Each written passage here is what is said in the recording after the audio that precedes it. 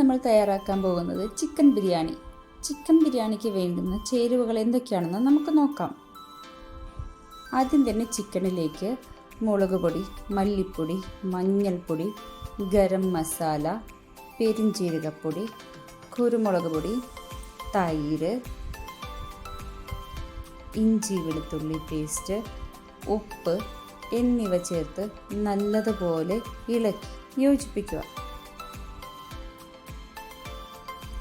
മസാല ചിക്കനിലെ എല്ലായിടത്തും എത്തത്തക്ക വിധത്തിൽ ഇളക്കി യോജിപ്പിച്ച് 30 മിനിറ്റ് മാറ്റിവെക്കുക. 30 മിനിറ്റ് നല്ലതുപോലെ ഇളക്കി യോജിപ്പിച്ച ചിക്കൻ അടച്ച് മാറ്റിവെക്കണം. ഇനി ഒരു കടായി എടുത്ത് അതിലേക്ക് കുറച്ച് എണ്ണ ഒഴിച്ച് അതിലേക്ക് സവാള ചേർത്ത് ഗോൾഡൻ ബ്രൗൺ നിറം ആകുന്നത് വരെ ഇളക്കി യോജിപ്പിക്കാം. ഗോൾഡൻ ബ്രൗൺ നിറമായ ശേഷം അതിലേക്ക് 1/2 സ്പൂൺ ഇഞ്ചി വെളുത്തുള്ളി പേസ്റ്റ് ചേർത്ത് നല്ലതുപോലെ യോജിപ്പിക്കാം. സവാളയുടെയും ഇഞ്ചി വെളുത്തുള്ളി പേസ്റ്റിൻ്റെയും പച്ചമണം ഒന്ന് മാറണം. അത് മാറിയ ശേഷം അതിലേക്ക് 2 തക്കാളി നീളത്തിലരിഞ്ഞത് ചേർത്ത് അതിലേക്ക് അല്പം ഉപ്പും ചേർത്ത് ഇളക്കി യോജിപ്പിക്കാം. ശേഷം അതിലേക്ക് ഒരു പച്ചമുളക് നടുവേ കീറിയതും ചേർത്ത് ഇളക്കി യോജിപ്പിക്കാം. നേരത്തെ നമ്മൾ മസാല തിരുമ്മി മാറ്റി വെച്ച ചിക്കൻ അതിലേക്ക് ചേർത്ത് നല്ലതുപോലെ ഇളക്കി യോജിപ്പിക്കാം. ചിക്കൻ്റെയും മസാലയുടെയും പച്ചമണം മാറുന്നത് വരെ ഇളക്കി യോജിപ്പിക്കാം.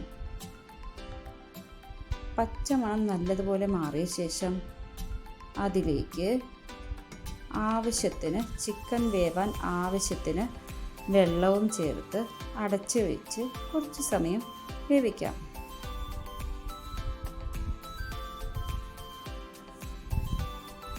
കുറച്ച് സമയം കഴിഞ്ഞ് അടപ്പ് തുറന്ന് നോക്കുമ്പോൾ ചിക്കനിലെ വെള്ളമെല്ലാം ഇറങ്ങി വന്നിട്ടുണ്ട്. ചിക്കൻ ഒരു 1/4 ഭാഗം വെന്ത് കഴിഞ്ഞു.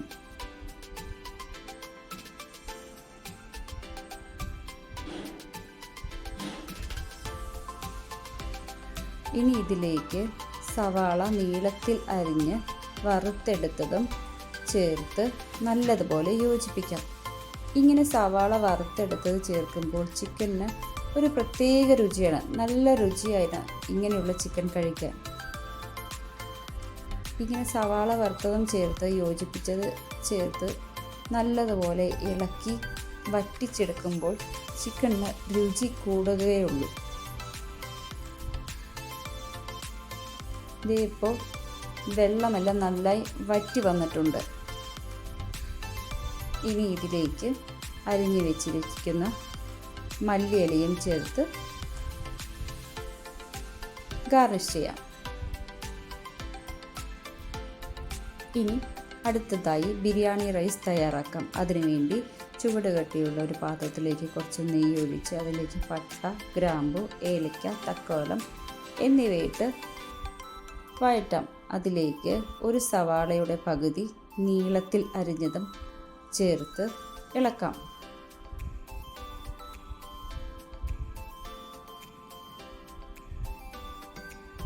അതിലേക്ക് 1/2 സ്പൂൺ ഇഞ്ചി വെളുത്തുള്ളി പേസ്റ്റ് ചേർത്ത് ഇളക്കാം. ഇഞ്ചി വെളുത്തുള്ളി പേസ്റ്റിൻ്റെയും സവാളയുടെയും പച്ചമണം മാറുന്നത് വരെ മാത്രമേ ഇളക്കാൻ പാടുകയുള്ളൂ. ഒരുപാട് ബ്രൗൺ നിറമായി കഴിഞ്ഞാൽ നമ്മളുടെ ബിരിയാണി റൈസും നിറം മാറും. അതുകൊണ്ട് അധികം ഇളക്കി സവാള മുരിഞ്ഞു പോകരുത്.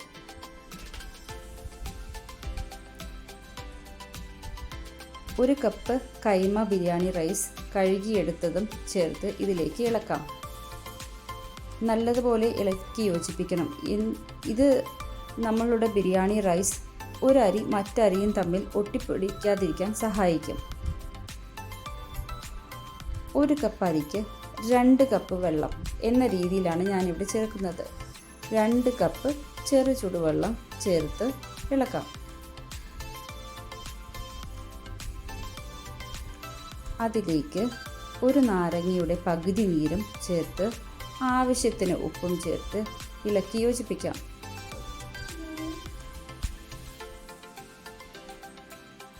അതിനുശേഷം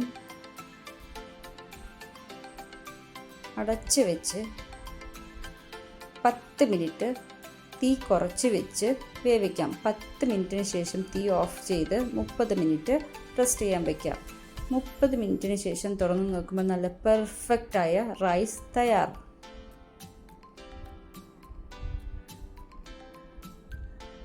ഇതിൽ നിന്ന് പകുതി ഭാഗം നമുക്ക് മാറ്റാം. ഇത് എന്തിനാണെന്ന് വെച്ച് കഴിഞ്ഞാൽ നമുക്ക് ബിരിയാണി ചിക്കനും ചേർത്ത് ലെയർ ചെയ്ത് ദം ചെയ്യാൻ വേണ്ടിയാണ്. അതിനുശേഷം ബാക്കിയുള്ള ബിരിയാണി റൈസ് ഒരേ ലെവലിൽ സെറ്റ് ചെയ്യാം.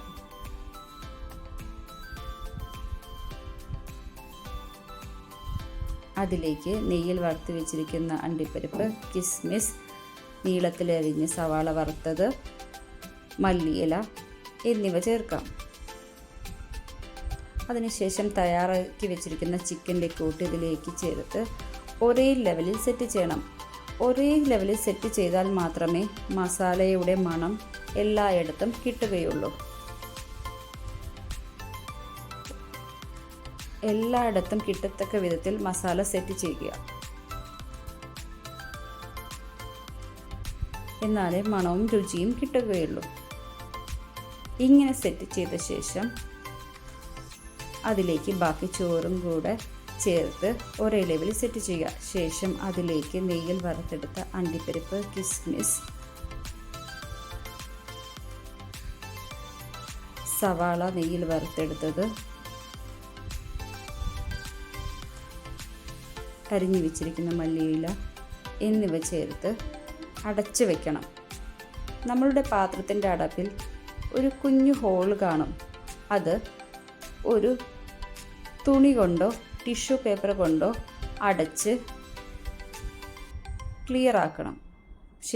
അതിനുശേഷം അതിലേക്ക് ഒരു പഴയ കടായി എടുത്ത് അതിൻ്റെ മുകളിലായി ബിരിയാണി പാത്രം ഇറക്കി വെച്ച് 30 മിനിറ്റ് തീ കുറച്ച് വെച്ച് വേവിക്കുക. അതിനുശേഷം തുറന്നു നോക്കുമ്പോൾ നല്ല രുചികരമായ ബിരിയാണി റെഡി. നല്ല പെർഫെക്റ്റായ ബിരിയാണി തയ്യാർ. ഇത് സലാഡിനോടൊപ്പം പപ്പടത്തിനോടൊപ്പം സെർവ് ചെയ്യാവുന്നതാണ്.